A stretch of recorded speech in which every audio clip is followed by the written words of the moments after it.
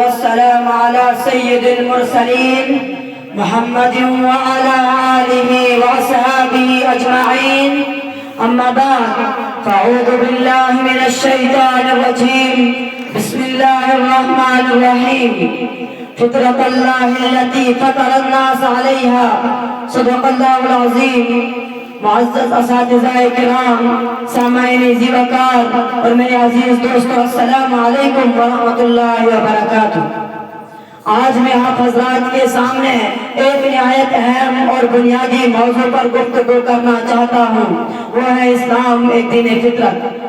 حضرات، اللہ تبارک و تعالیٰ کا شکر ہے کہ اس نے ہمیں جس دین کی نعمت عطا فرمائی وہ کوئی مشکل غیر فطری انسان کی طاقت سے باہر دین نہیں، بلکہ اسلام میں ایسا دین ہے جو اسے سچ کی بلکہ اسلام میں ایسا دین ہے جو انسان کے بلکہ اسلام ایک ایسا دین ہے جو انسان کی فطرت کے عین مطابق ہے. سب سے پہلے ہمیں یہ سمجھنا ہوگا فطرت کیا ہے. فطرت انسان کی وہ اندرونی آواز ہے جو اسے سچ کی طرف بلاتی ہے، انصاف کو پسند کرتی ہے اور ظلم سے نفرت سکھاتی ہے. ہر انسان چاہتا ہے کہ اس کے ساتھ سچ بولا جائے، اس کے ساتھ انصاف ہو، اسے عزت دی جائے. یہ خواہشیں کسی درسگاہ میں پیدا نہیں ہوتی بلکہ انسان کے ساتھ پیدا ہوتی ہے. اسلام اسی فطرت کی ترجمانی کرتا ہے. قرآن مجید میں اللہ تبارک و تعالی نے ارشاد فرمایا فطرت اللہ التی فطر الناس علیہا، یعنی یہ وہ فطرت ہے جس پر اللہ تبارک و تعالی نے انسان کو پیدا کیا.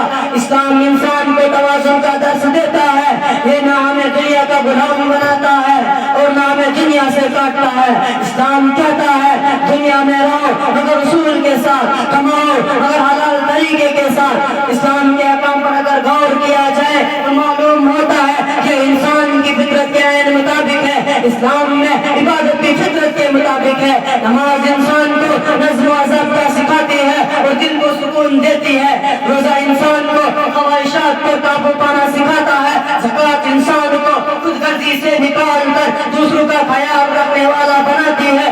آج ہمیں یہ سبق دیتا ہے کہ سب انسان برابر ہے. نبی اکرم صلی اللہ علیہ وسلم نے بہت واضح الفاظ میں فرمایا دین آسان ہے. اسلام میں ایسا دین نہیں جو انسان کے لیے بوجھ بن جائے، بلکہ ایسا نظام زندگی ہے جو انسان کو بہتر انسان بناتا ہے.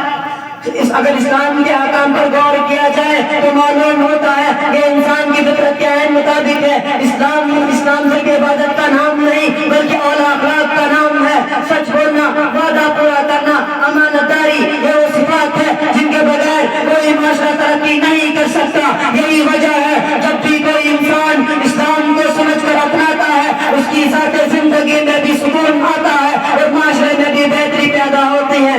آخر میں یہی عرض کروں گا کہ اسلام کوئی سخت یا غیر فطری دین نہیں بلکہ وہ دین ہے جو انسان کی اصل فطرت کو پہچانتا اور اسے زندگی گزارنے کا بہترین طریقہ سکھاتا ہے. آخر میں اس شعر کے ساتھ اپنی تقریر کو ختم کرتا ہوں. اقبال تیری قوم کا اقبال کھو گیا، ماضی تو سنہرا تھا پر حال کھو گیا. وما علینا الا البلاغ المبین.